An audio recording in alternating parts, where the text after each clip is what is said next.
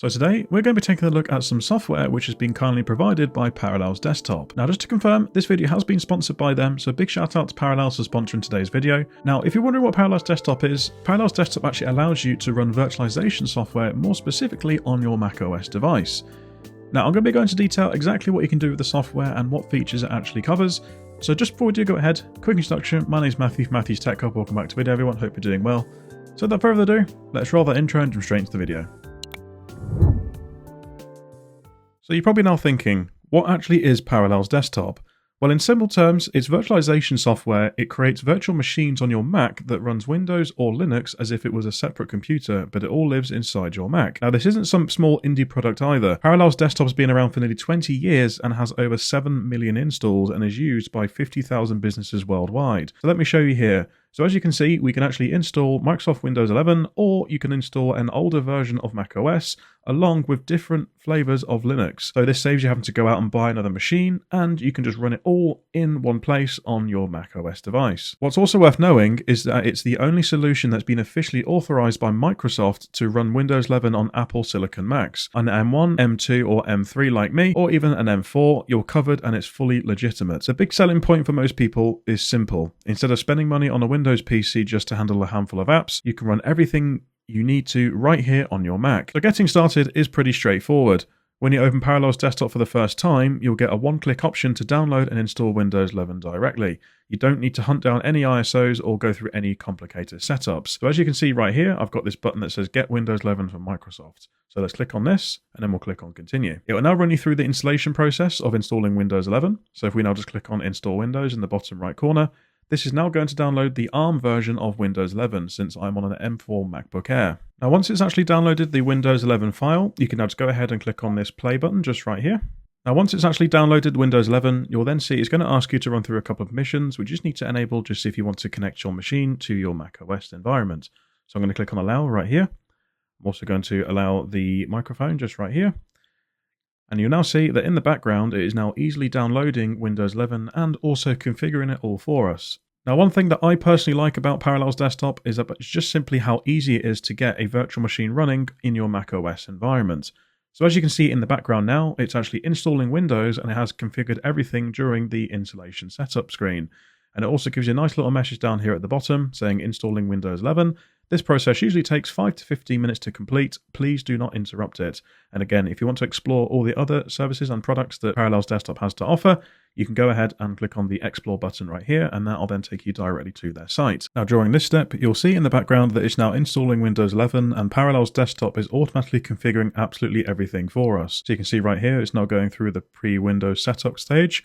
It will then take a few minutes just to boot in, and then after that, we're now back at the desktop. Now, whilst we just wait for that virtual machine to actually install and configure itself, I just thought we'd take a quick look at the system requirements, which is for the Paralells Desktop 26 on Mac. Now, if you are running an older Mac, and if you've still got the Intel-based processor, you're still in luck. You can still run this software, as Paralells Desktop does still support the Intel version of Macs, alongside with the Apple Silicon M series Macs as well. Now, the minimum requirements, obviously, if you are running this on an Intel-based Mac, you may have lower specs than what the newer Macs do come with, so the minimum is at least 4 GB of RAM and 600 MB of space for Paralells. Then you'll need some additional space, obviously, for the guest operating systems, which again is obviously the virtual machines that you're planning on running. Now, these are also the versions of macOS that are still supported, so again, it's going all the way back up to Mojave, as you can see right here, 10.14.6, and that is again based on the Intel-based Macs, or obviously if you do also have a low-spec M series Mac as well. Now, as we scroll down here, you'll see that we have a list of the operating systems that you can actually run based on the chip that is inside of your Mac itself. So if you are running an Apple Mac with an M series chip, you'll see that you've got the list of operating systems shown here. And if we then scroll down a little bit more, you'll see that the Intel Mac does actually support a fewer more operating systems. For example, you can run Windows 10,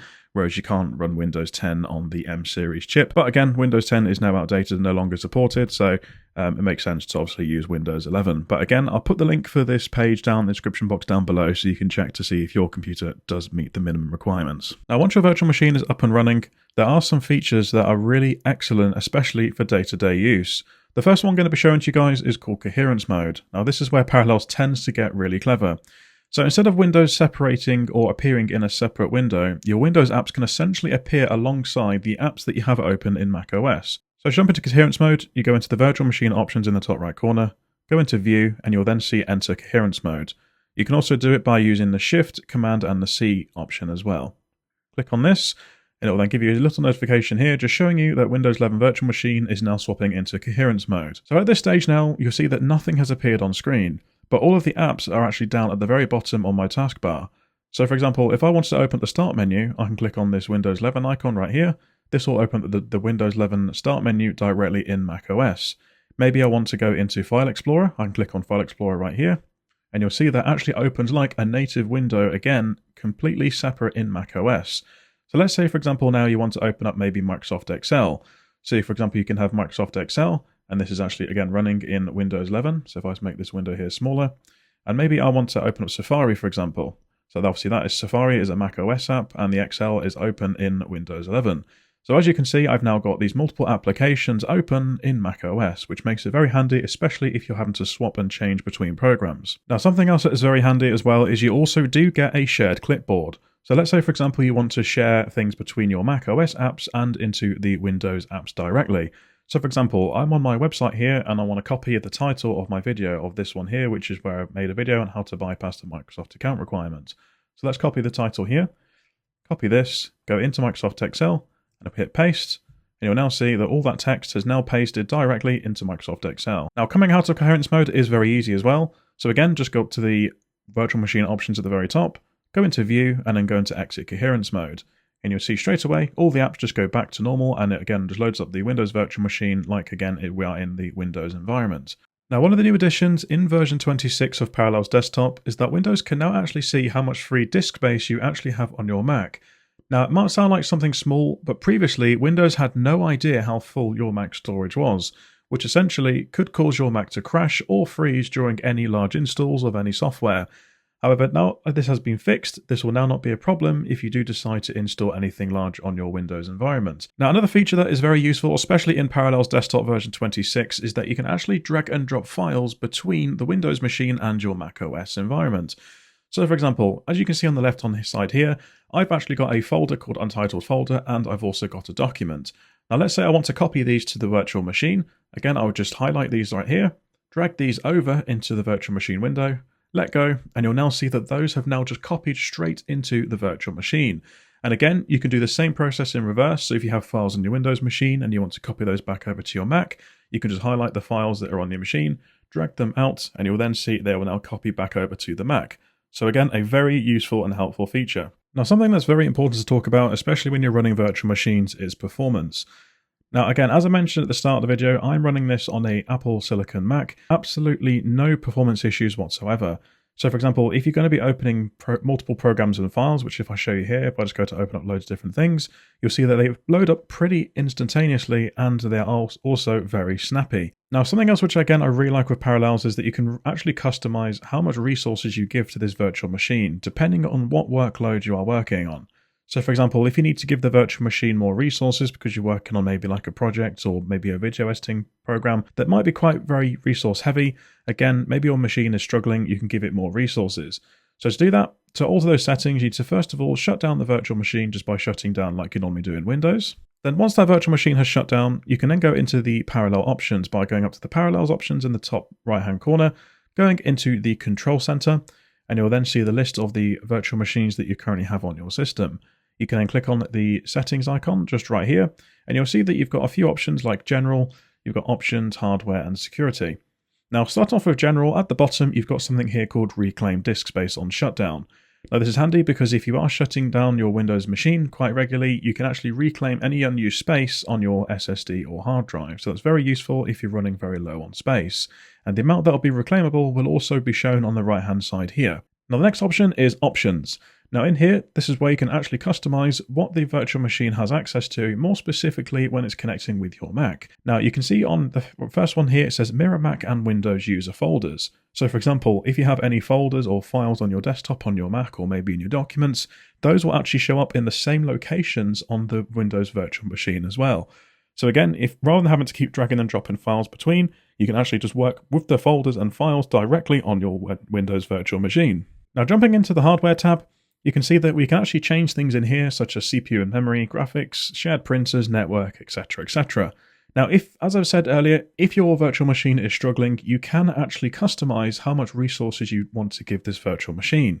Now, just make sure that you don't go over the limit of what your machine actually has or what your Mac actually has built in. So from there, I need to make sure that I don't go any more than around 50% over than what my...